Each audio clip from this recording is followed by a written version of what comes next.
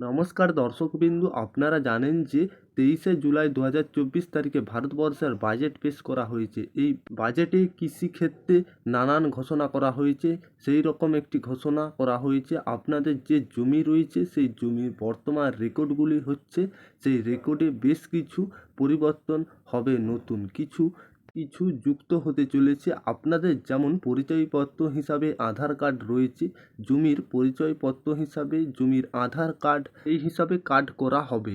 মনে একটা নাম্বার দেওয়া হবে এবং জমির আপনার যে জমি রয়েছে তার সমস্ত তথ্য ওই নাম্বার দিয়ে দেখা যাবেন। অর্থাৎ যেমন আধার কার্ড রয়েছে পরিচয়পত্র হিসাবে, ঠিক জমিরও আবার আধার কার্ড করা হবে নতুন করে, যেটা অর্থমন্ত্রী বাজেট পেশ করেছে। যেমন আধার কার্ড করা হচ্ছে, অর্থাৎ আধার কার্ডের মতন এবার জমির আধার কার্ড করতে হবে।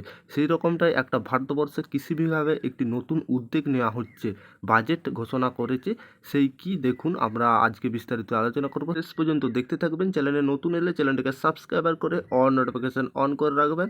নতুন করে জমির জন্য আধার কার্ড কেন্দ্রীয় সরকার মঙ্গলবার কেন্দ্রীয় বাজেট ঘোষণা করার সময় জানিয়ে দিয়েছিলেন।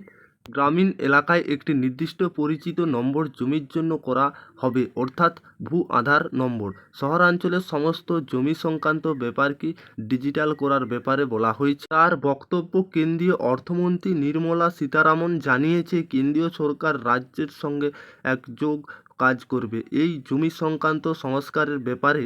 একটা শহরাঞ্চল ও গ্রামাঞ্চল উভয়ই ক্ষেত্রে প্রযোজ্য। আগামী 3 বছরের মধ্যে এই সংস্কার ক্ষেত্রে প্রয়োজনীয় সহযোগিতার ব্যবস্থা করা হবে, যেটা জানিয়ে দিয়েছে। রাজ্যগুলির সঙ্গে কাজ করার ব্যাপারে কেন্দ্রীয় অর্থমন্ত্রী জানিয়েছে, জমি সংক্রান্ত যে সংস্কার ও কাজগুলি রয়েছে সেটা গ্রামীণ ও শহরাঞ্চল যেখানেই খুশি হতে পারে। তার মধ্যে 1 নম্বর, জমি সংক্রান্ত প্রশাসন পরিকল্পনা ম্যানেজমেন্ট ব্যবস্থা করা থাকবে।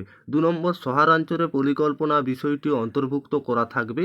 উপযুক্ত অর্থনৈতিক সাপোর্টের ব্যবস্থা করা হবে। গ্রামীণ এলাকায় জমি সংক্রান্ত পদক্ষেপের ক্ষেত্রে কেন্দ্রীয় অর্থমন্ত্রী জানিয়েছেন, ইউনিক ল্যান্ড পার্সেল আইডেন্টিফিকেশন নম্বর, অর্থাৎ যথা ভূ আধার কার্ড, সমস্ত জমির ক্ষেত্রে সংযুক্ত করা হবে। সমস্ত জমি সংক্রান্ত ম্যাপ আর কেবলমাত্র নথিতে নয়, সেই নথিকে ডিজিটাল মাধ্যমে রূপান্তরিত করা হবে। সেই সংশ্লিষ্ট জমির বর্তমান মালিক কে, ল্যান্ড রেজিস্ট্রেশন সংক্রান্ত বিষয়গুলিকে আরও স্বচ্ছ করার উপর জোর দেওয়া হচ্ছে। অর্থাৎ এই ব্যবস্থার মধ্যে কৃষকদের বিশেষ সুবিধা, কৃষকদের ঋণ পাওয়ার ক্ষেত্রে বিরাট সুবিধা।